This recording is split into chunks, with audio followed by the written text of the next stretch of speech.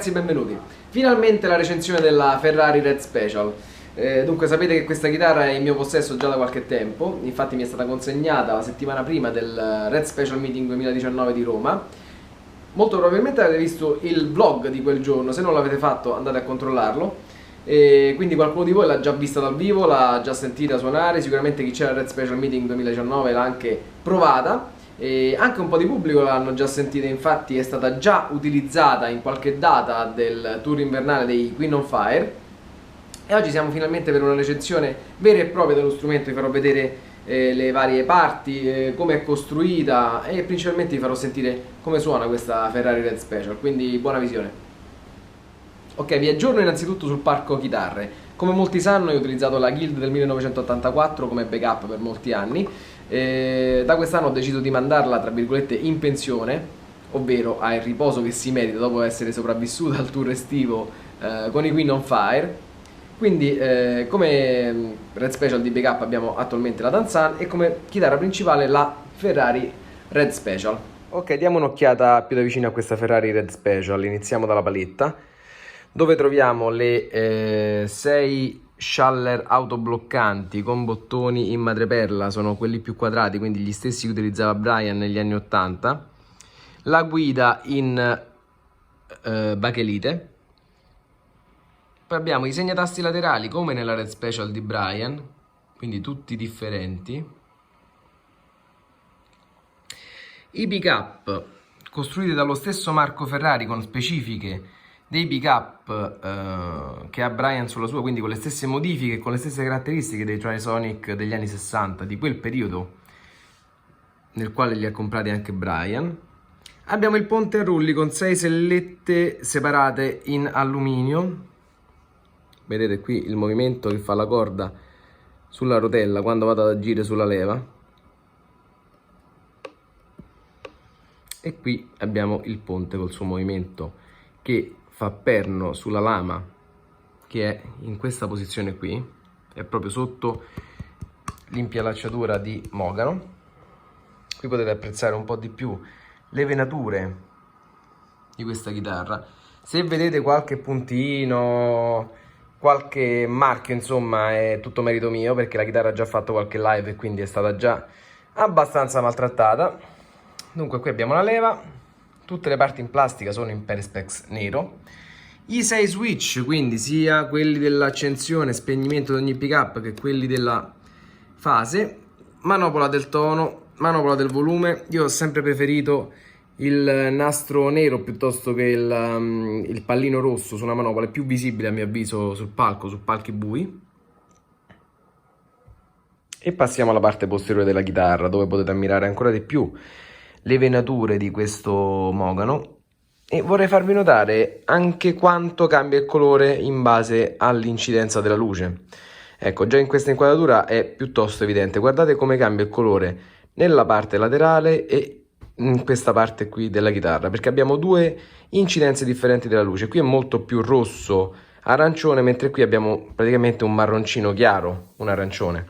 Ecco, guardate come cambia in base all'inclinazione. Qui abbiamo il famoso bullone che va ad ancorare il manico della chitarra al corpo. E vi ricordo che anche il truss rod va ad ancorarsi con questo bullone, gira intorno. Il manico poi è ancorato anche con altre due viti che sono all'altezza del pick-up centrale o poco più avanti. Qui vediamo la giunzione del manico col corpo e l'enorme manico con le sue splendide venature. E qui abbiamo una delle parti più belle a mio avviso della Red Special, ovvero questa parte qui, dove il manico va a fondersi con la paletta. Diamo un'occhiata alla parte bassa della chitarra e vicino ai reggi tracolla troviamo questi due fori. Questi due fori hanno la funzione di permetterci di tarare le due molle presenti all'interno della mezzaluna e di poter regolare la loro tensione in base al tipo di corde che utilizziamo, in base alla scalatura, alla tensione. Praticamente infiliamo un cacciavite nei fori e questo cacciavite va ad intercettare una delle due molle presenti all'interno della mezzaluna. Se proseguiamo da questo lato troviamo il jack ovviamente dell'output, e qui vedete, ecco, gli switch che magari lo dico per chi ha solo conoscenza o ha messo mani solo sulle BMG, ecco, questo è quanto escono effettivamente fuori dal battipenna gli switch sulla Red Special, quindi sono molto a filo del battipenna e solitamente li andiamo a controllare col polpastrello. Ok, qui potete vedere la curvatura della tastiera, quindi 7,25 pollici come sulla chitarra di Brian. Voglio farvi una ripresa laterale per farvi vedere effettivamente quanto è largo il manico della Red Special.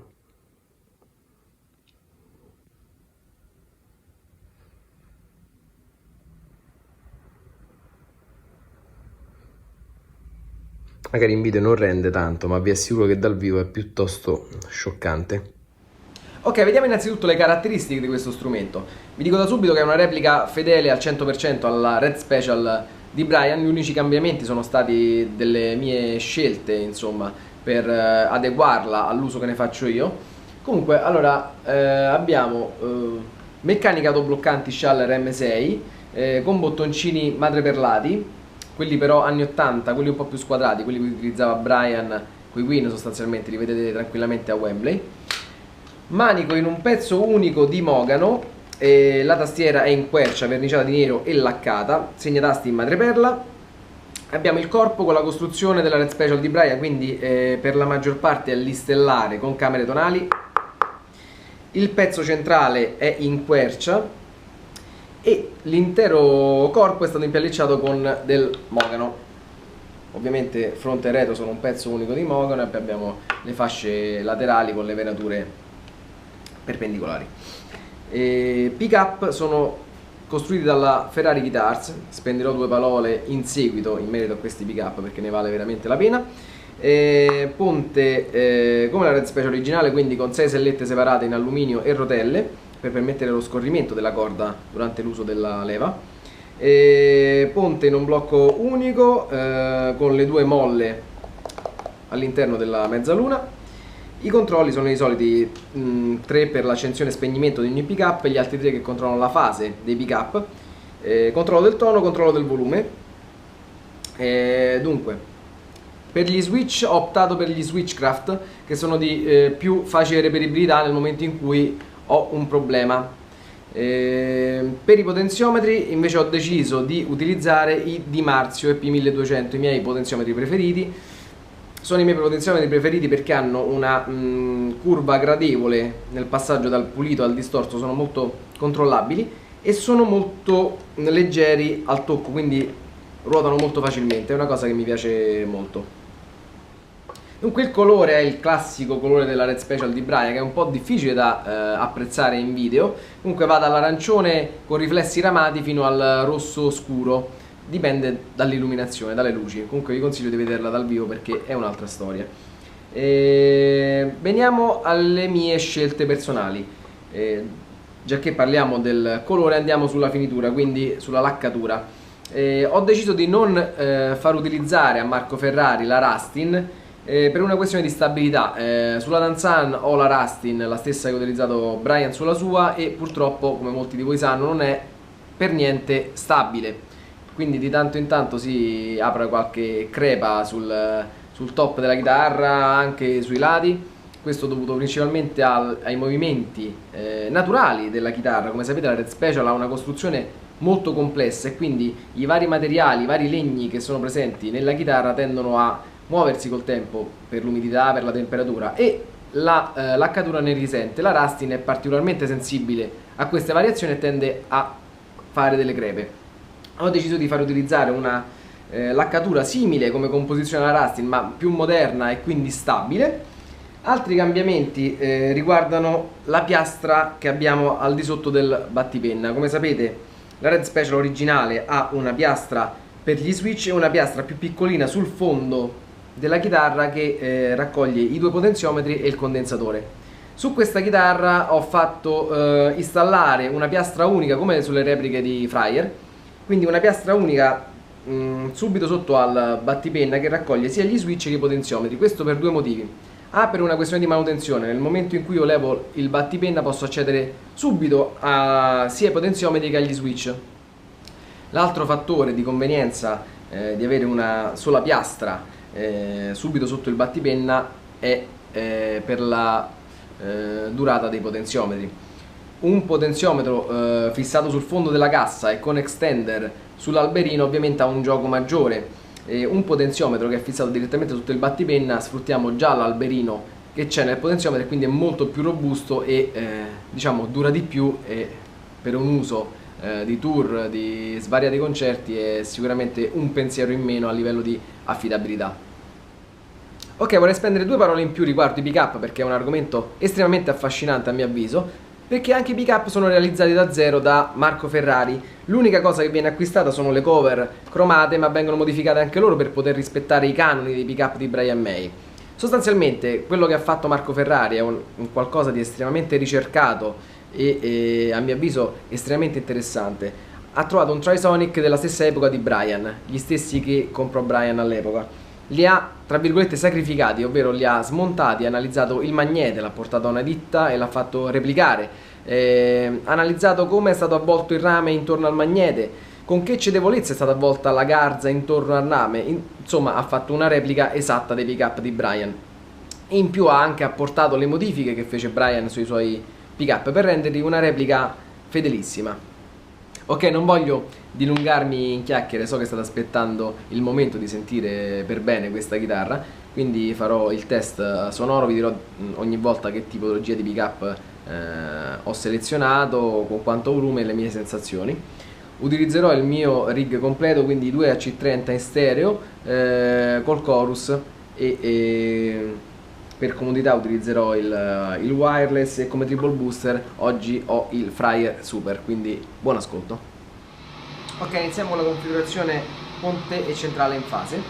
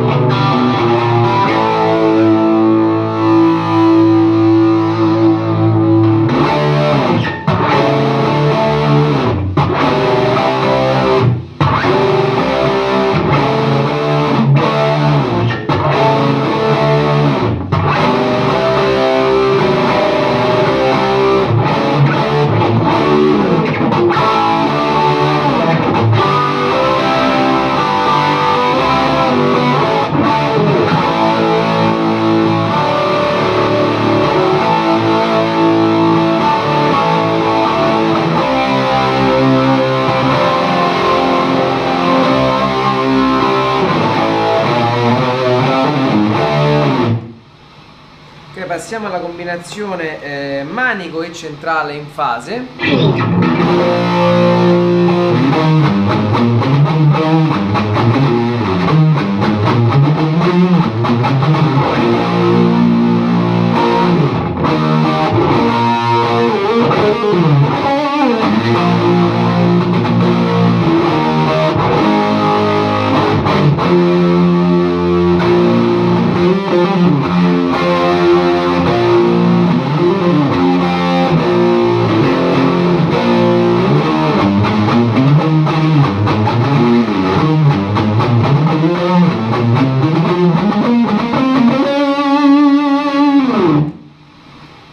Configurazione solo manico.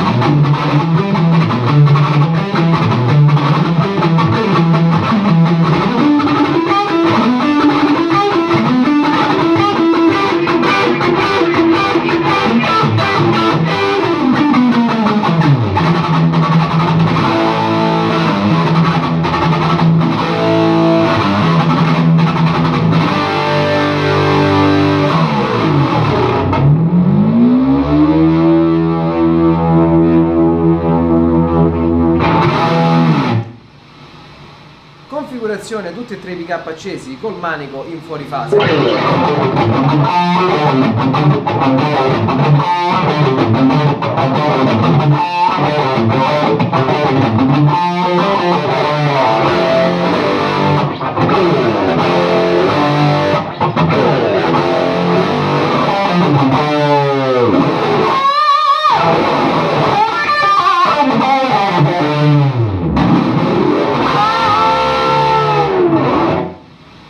Configurazione ponte e manico fuori fase.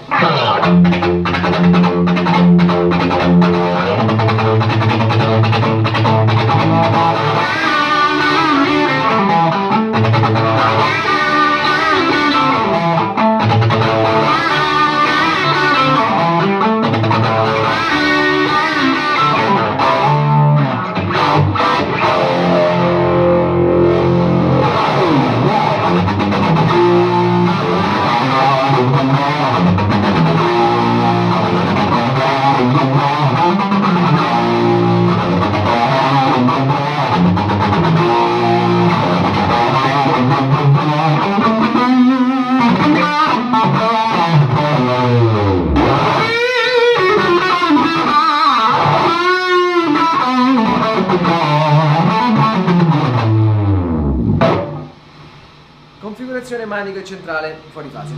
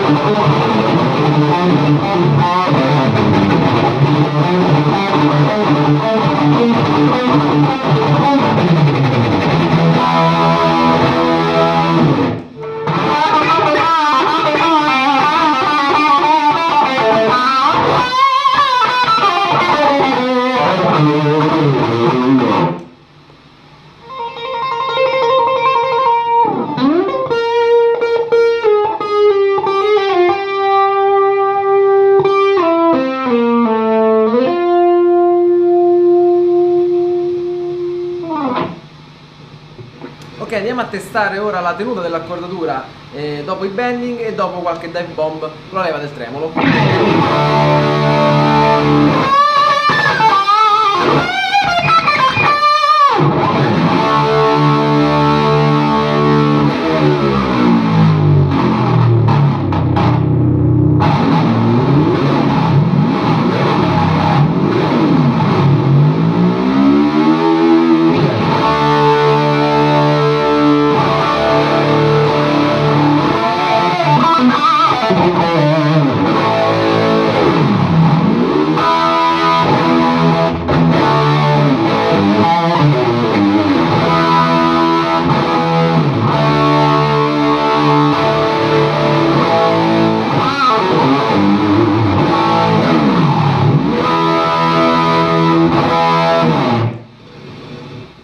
Bene ragazzi, siamo giunti alla fine di questa recensione della Ferrari Red Special. Vi lascio nella descrizione del video i contatti del liutaio Marco Ferrari se avete un dubbio o una domanda.